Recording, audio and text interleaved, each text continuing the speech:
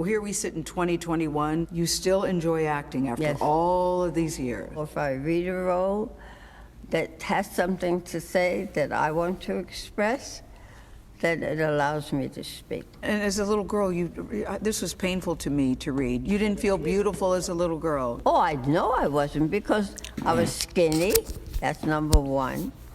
And I was black, that was number two, and I was nappy-headed, okay? But then as life turns out, life has other plans for you. I was walking down Fifth Avenue, and someone tapped me on the shoulder and said, who's your agent? And I said, agent for what? And he said, you're a model, aren't you? Had you thought about modeling? Were you interested in modeling? Not I didn't know what modeling was. Inspired by that encounter on Fifth Avenue, Tyson enrolled in modeling school. And it wasn't long before her beauty and poise landed her in catalogs and magazine covers like Ebony.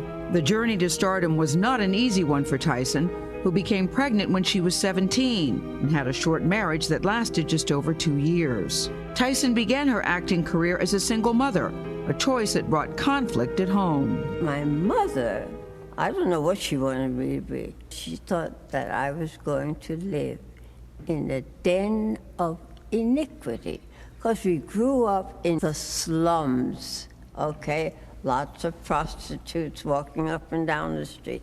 And that's all she knew about movies. But she changed her mind, didn't she? Yeah, well, you know, the first thing I did was at the Y. I invited her. I went backstage to remove makeup and hair, and then I come out. My mother's standing at the door with all these people around her, congratulating her. And she said, yes, ever since she was a little girl, you know, she liked to sing and dance. Are you serious? Tyson made her on-screen debut at 31 in the 1956 film Carib Gold. Shortly after that, she enrolled in an acting school run by Paul Mann, a well-known acting coach. She found herself alone with him after her first class. He said, excuse me, Miss Tyson, I'd like to talk to you. So I turned around and came back, and before I know it, he pulled me down. And he was touching you and groping you? Yes. No, what he wanted me to do was something worse than that. I thought about the whole incident when I got home.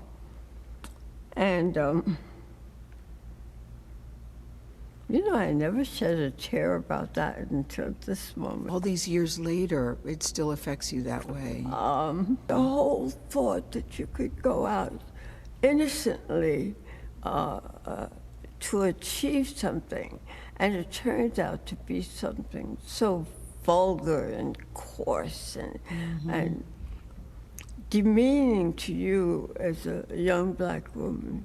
But I made up my mind then that I went there for a reason, and that reason had not changed.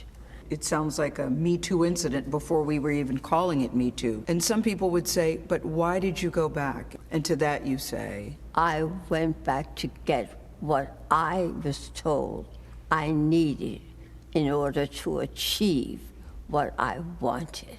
And I think of the many young black women who go through that and are devastated by it, and it kills their dream. I was not going to let that happen to me. Through her sheer determination, her talent blossomed and landed Tyson the headlining role of Rebecca in Sounder. You got your low-life job, Mr. Sheriff.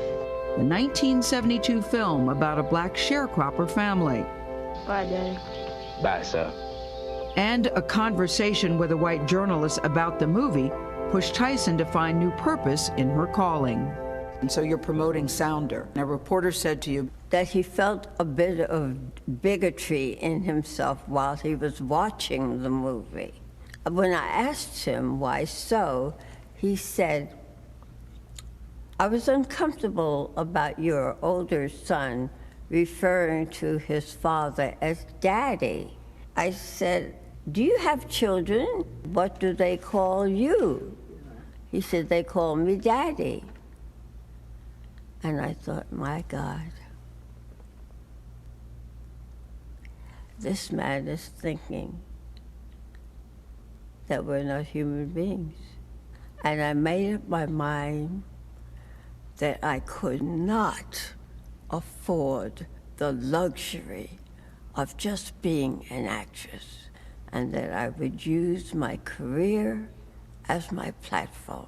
Namely, you want black people to be seen as human beings. That's right. What gives you hope as you sit here today when you're thinking about black women? What hope is there today? Yeah. One of the things in my day was that, you know, black women never really talked to each other about helping each other out. You know, if we got a call for a job, we would run and hide. We were afraid it would be taken away from us. And I see that we're opening up to each other and we're working together, you know?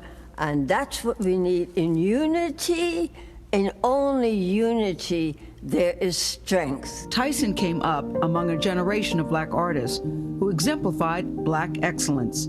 But beyond their impact on American culture, they were held together by the deep bonds of friendship. And she reflected on their loss over the years. All of those friends that I was so close with, they were all gone, and what am I doing here? Does it scare you? Do you even think about death? Oh, I think about it. Of course I think about it. Do you? Well, of course I think about it. My mother, who was full of sayings, would say, you come here to go there, okay? And so I know it's inevitable. I think about what I've done since I've been here. Why am I here so long? I'll ask you this. What does it feel like to be 96 and a legend, Miss Legend? I don't belittle it at all. I'm amazed every single day I live.